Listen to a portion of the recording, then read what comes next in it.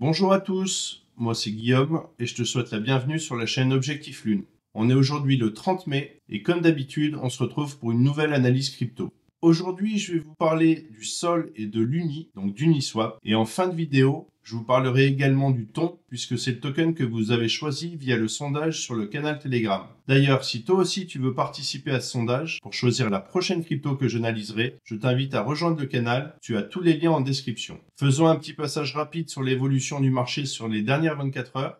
Donc ce que nous pouvons voir d'un premier coup d'œil, c'est qu'on est dans le rouge. Le BTC s'échange aux alentours des 105 258 $ avec une régression de presque 3%. Le TH nous fait une contre-performance puisqu'il s'échange à 2620 $ et régresse de 3,70%. Et le Sol s'échange à 163,77 $ avec une régression de 5,27% sur les dernières 24 heures. D'ailleurs, passons tout de suite sur le graphique du Sol. On va changer un petit peu de ce qu'on fait d'habitude. D'habitude, on commence notre graphique en D1. Là, on va le commencer en H4. Pour rappel, en H4, chaque bougie représente 4 heures de cotation. Donc, ce que nous pouvons voir, c'est que nous avions une zone de corrélation entre le retracement de Fibonacci, donc ici, et la prolongation de Fibonacci. Donc, notre zone de corrélation, c'est ce petit rectangle-là qu'on est venu taper juste à l'intérieur. Donc pour rappel, sur les zones, on était sur le retracement sur les 159,10 et les 164,56 et sur la prolongation sur les 149,25 et les 160,73. Donc notre zone de corrélation, c'était les 159,10 et les 160,73. Donc on est venu juste rentrer à l'intérieur. Ce qu'on peut voir également au niveau du RSI, c'est qu'on a cassé le pivot. Donc à casser du pivot, on peut s'attendre à une correction de plus grande ampleur. Donc cette correction pourrait être celle-ci, donc sur la zone des 130,58 et les 141,49. Et on peut s'amuser à faire une projection. La projection de la prolongation de Fibonacci nous donnerait une zone comprise entre les 131,78 et les 148,83 avec une zone de best price sur les 141,32 et les 138,29. Et on voit bien qu'on rentre dans la zone de retracement et la zone ici. Donc sur ce niveau, on pourrait se positionner à l'achat.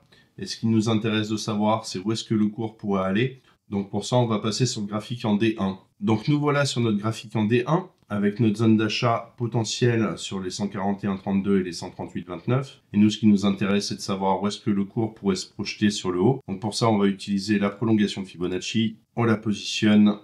Et concrètement, nous pourrions aller chercher, si le cours et les données nous donnent raison, la zone des 231,34 et les 288,47 avec une zone de best price sur les 256,48 et les 266,65. Donc, si on résume concrètement et en fonction des données qui vont arriver, on pourrait avoir une correction de plus grande ampleur, donc sur les 148,83 et les 131,78, qui serait une bonne zone d'achat pour se positionner. Et ce que nous voudrions aller chercher, c'est la zone des 231,34 et 288,47, avec la zone de best price sur les 256,48 et 266,65. Donc concrètement, on aurait le cours qui potentiellement pourrait faire ceci. Bien évidemment, nous serons attentifs aux différentes données que nous pourrions avoir au fur et à mesure pour valider cette théorie. Et si elle se passe comme ceci, on prendra une première zone de profit sur les 231,34, une deuxième voire troisième zone de profit sur la zone base price, donc les 256,48 et les 266,65, et un moonback sur les 288,47. Si tu veux te lancer dans le trading, chez Objectif Lune, on travaille avec Bitunix. Donc en cliquant sur le lien en description, tu profites de 10% de réduction à vie sur tes frais de trading. Allez, passons maintenant sur les annonces économiques du jour.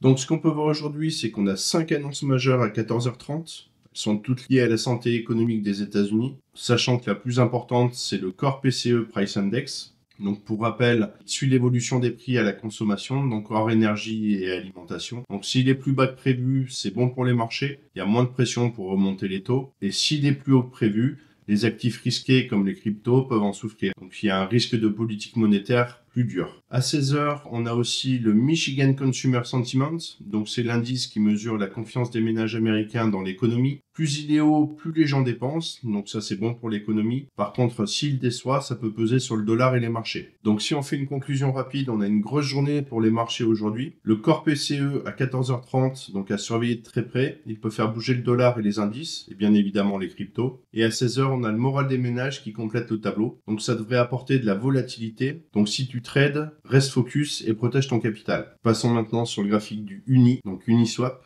Donc sur Uni, on peut voir que nous sommes venus chercher les targets. Donc celle-ci était comprise entre les 2,305 et les 7,402, avec une zone best price qui a été touchée sur les 4,252 et les 5,159. Donc à l'heure actuelle, on reste dans une zone d'achat. Il faudrait quand même qu'on passe sur le H4 pour voir un peu la tendance et voir s'il y a des possibilités d'achat toujours dans ces zones-là.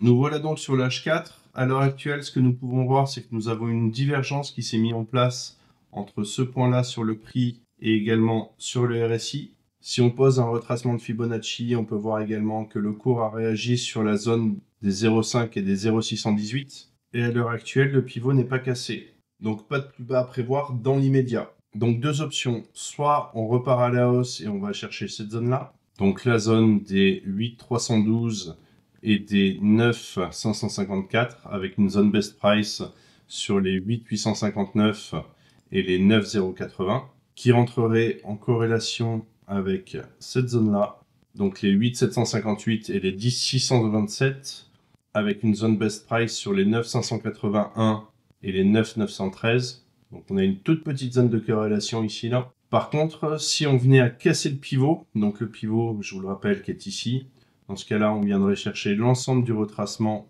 depuis le 9 avril et on irait chercher cette zone-là. Donc la zone des 5,740 et la zone des 606. Donc pareil, ce serait une bonne zone d'achat pour aller chercher plus haut. Mais dans l'immédiat, j'aurais tendance à dire qu'on irait plus vers le haut pour aller chercher la zone des 8,758 et 10,627. À voir, il faudra attendre d'avoir un peu plus de données. Et un point crucial, ce serait qu'on vienne casser le dernier plus haut ici, ce qui voudrait dire qu'on est sur une continuation haussière. Donc on irait bien chercher les zones. Si tu apprécies ce genre de contenu, pense à liker, à t'abonner et à activer la cloche pour ne rien rater de mes prochaines vidéos. Je te laisse tous les liens dans la description. Et on enchaîne tout de suite avec le ton que vous avez sélectionné sur le canal Objectif Lune. Donc sur le ton, on peut voir que nous sommes venus chercher les targets. Donc la zone était comprise entre les 1,032 et les 3,386 avec une zone best price sur les 1,931 et les 2,350. Donc on est quasiment rentré dans le début de la zone best price. On a eu une réaction du marché.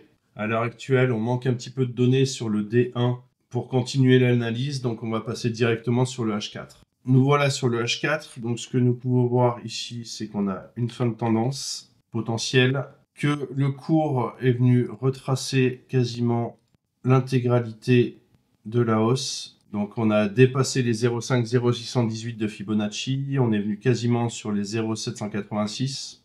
Ça arrive de temps en temps, c'est rare mais ça arrive. Que le cours depuis nous fait un espèce de range. Donc on est bloqué sur cette zone-là et cette zone-là. Qu'au niveau du RSI, on n'a pas grand-chose à dire. Le cours a du mal à s'extirper vers le haut.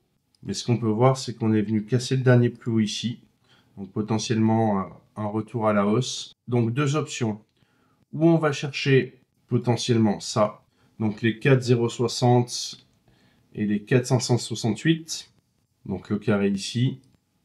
Avec la zone de best price sur les 4,284 et les 4,374. Donc cette zone-là. Ou alors on irait chercher cette zone-là. Donc les 2,645 et les 2,961. Comme ça. Et quoi qu'il arrive, on reste dans la zone d'achat. Sachant que la finalité, c'est quand même cette zone-ci, si ça veut bien. Hop. Donc les 4,614 et les 5,744 avec une zone de best price sur les 5,111 et les 5,313. Pour rappel, ce que je te partage ici reste ma lecture du marché à un instant T. Ce n'est pas un conseil en investissement. Et comme toujours, fais tes propres recherches et adapte ta stratégie à ton profil de risque. Voilà pour aujourd'hui. On se retrouve très bientôt pour une prochaine vidéo. En attendant, pense à me dire en commentaire le token que tu veux voir analysé. Et comme toujours, prends soin de toi et tes cryptos. Ciao!